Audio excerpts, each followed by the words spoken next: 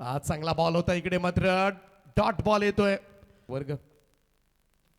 ओ कवसला यावेळेस मात्र लॉफ केले बॉलला अगदी इनफिल्डच्या वरतून क्षेत्ररक्षक पोहोचलेत परंतु तोपर्यंत मात्र रन्स प्राप्त झाल्यात 2 महत्वाच्या 2. हा वेगवान चेंडू होता इकडे मात्र आमचा जोरात वापर केला होता आणि टप्पा पडल्यानंतर वेगानं निघून गेला. ओ यावेळेस डाऊन द ग्राउंड ऑन साइडला कॅच ड्रॉप. निर्णायक क्षणाला मात्र हा झेल सोडण्यात आलाय परंतु इकडे रन आउटच्या स्वरूपामध्ये फलंदाज बाद होईल.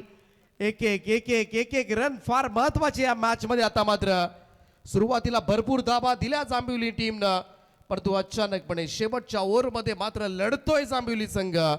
तनिष ओ इकडे मात्र बीट केलंय. डॉट बॉल आलाय. Super bowling from Harshad Kondilkar. काय स्पेल टाकलाय आतापर्यंत.